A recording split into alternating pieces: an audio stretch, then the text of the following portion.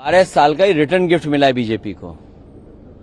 BJP अगर कुंदरकी की तरह चुनाव लड़ती या बंगाल की तरह चुनाव लड़ती, बीजेपी फोर्स को लगा देती और जैसे चुनाव लड़ते हैं बीजेपी के लोग, तो बीजेपी की हार नहीं होती। ये आपको हमको समझने की बात है। बिना बेईमानी किए, बिना ईवीएम पे कुछ घोटाला किए देखना चाहते थे कि कितनी नाराजगी है उन्हें, इसलिए धोखे में मत रखो आप भी और ना हम धोखे में हैं। उन्होंने अपना तय किया है कि बिना बेईमानी के जनता कितना वोट देगी। अगर कुंदरकी जैसा चुनाव लड़ते, रामपुर जैसा चुनाव लड़ते, यूपी के बाई इलेक्शन थे उस तरह चुनाव लड़ते, तो क्या बीजेपी हारती? पार्टी के कार्यकर्ताओं पे कुछ बाकी बचा ही नहीं है। और 12 साल का ही रिटर्न गिफ्ट मिला है बीजेपी को। बीजेपी अगर कुंदरकी की तरह चुनाव लड़ती या बंगाल की तरह चुनाव लड़ती, बीजेपी फोर्स को लगा देती और जैसे चुनाव लड़ते हैं बीजेपी के लोग, तो बीजेपी की हार नहीं होती। ये आपको हमको समझने की बात है। उन्होंने बिना पुलिस प्रशासन को लगा के, बिना बेईमानी किए, बिना ईवीएम पे कुछ घोटाला किए देखना चाहते थे कि कितनी नाराजगी है उन्हें, इसलिए धोखे में मत रखो आप भी और ना हम धोखे में हैं। ये हार नहीं है। उन्होंने अपना तय किया है कि बिना बेईमानी के जनता कितना वोट देगी। अगर कुंदरकी जैसा चुनाव लड़ते, रामपुर जैसा चुनाव लड़ते, यूपी के बाई इलेक्शन थे उस तरह चुनाव लड़ते, तो क्या बीजेपी हारती?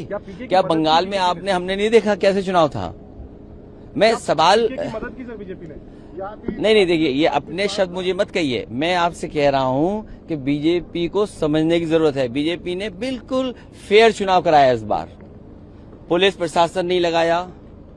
जिस तरीके से उन्होंने कुंदरकी चुनाव में, मीरापुर के चुनाव में, रामपुर के बाई इलेक्शन के चुनाव में या अन्य जो बाई इलेक्शन यूपी के हुए थे, जो बेईमानी की थी वो नहीं की। और जिस तरह बंगाल में उन्होंने फोर्स लगाया था, वो फोर्स नहीं लगाया। क्या आपने फोर्स देखा? वैसे कुंदरकी जैसा फोर्स देखा आपने? तो समझ लो आप। तो वो चेक कर रहे थे कि कितनी जनता में नाराजगी है। जब आम चुनाव आएगा तो वो अपना फोर्स लगा देंगे। अरे दतिया की तो बतिया ही मत करो, बात ही मत करो आप। हमें खुशी है कि दतिया की जनता ने और समाजवादी कार्यकर्ताओं ने जिम्मेदारी से साथ दिया इंडिया गठबंधन का।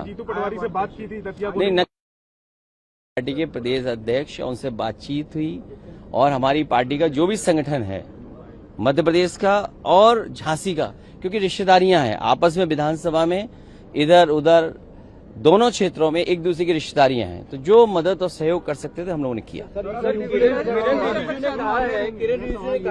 यहाँ पे जो प्रोटेस्ट देखा हमने जैन जी, तो वो कॉकरोच जनता पार्टी के साथ दिखी। बाकीपुर में एक थर्ड फोर्स प्रशांत किशोर के साथ। तो आपको लगता है कि जो ट्रेडिशनल पार्टीज हैं, सपा, कांग्रेस, ऑपोजिशन, इनके लिए एक चिंता का विषय है या नॉट अबाउट इट? मैं आपके लिए भी चिंता का सवाल है। मेन स्ट्रीम मीडिया को भी चिंता करनी चाहिए, सोचना चाहिए कि मेन स्ट्रीम मीडिया आपसे आगे चला गया। मेन स्ट्रीम मीडिया को चिंता करना चाहिए कि मेन स्ट्रीम मीडिया आगे चला गया। जो लोग सड़क पे थे, जो बीच में थे जनता के, आप पहुंच नहीं पाए, वो कारण मैं नहीं बोलना चाहता हूं, आपको भी जाना चाहिए था। इसलिए किसी को चिंता करने की जरूरत नहीं है। बीजेपी ने बहुत फेयर इलेक्शन कराया है। अगर फेयर इलेक्शन जैसे कुंदरकी में हुआ था, बंगाल में हुआ है या अन्य बाई इलेक्शन हुए, वो फुटेज हैं आपके पास, आर्काइव में चीजें, अगर वो आप देख लें तो आप खुद समझ जाएंगे कि बीजेपी ने अपने आप को चेक करने के लिए, और फिर सुनना तो ये मैंने है कि मिठाइयां जीत की तरफ तो बटी बटी हैं, लेकिन बीजेपी के अंदर भी मिठाई लड्डू बटे हैं।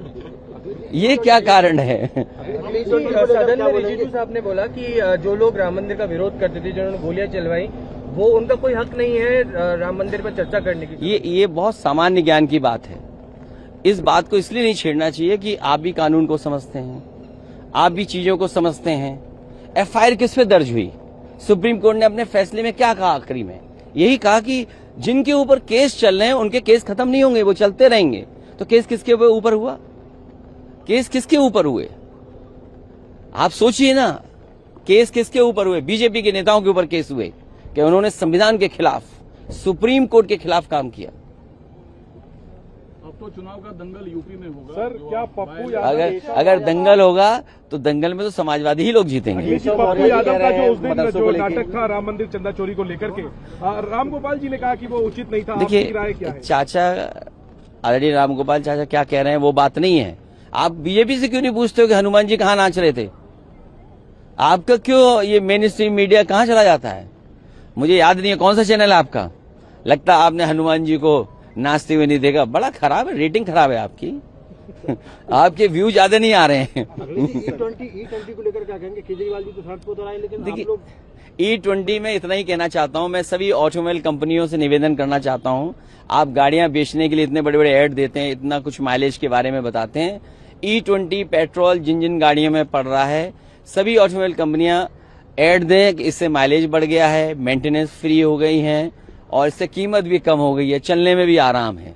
तो ये ऑटोमोबाइल कंपनियां ऐड क्यों नहीं दे रही हैं? और अगर ऑटोमोबाइल कंपनियां ऐड नहीं दे रही हैं, इसका मतलब ये है कि सरकार के साथ साथ मुनाफा वो भी कमा रहे हैं, कहीं ना कहीं स्पेयर पार्ट में मुनाफा कमा रहे हैं, या किसी और तरीके से ऑटोमोबाइल कंपनी भी अंदर ही अंदर हाथ मिलाए हुए हैं। जैसे अभी हम लोगों ने दान पात्र देखा, तो दान पात्र में ताला तो ऊपर है, लेकिन दान पात्र के नीचे सुरंग है।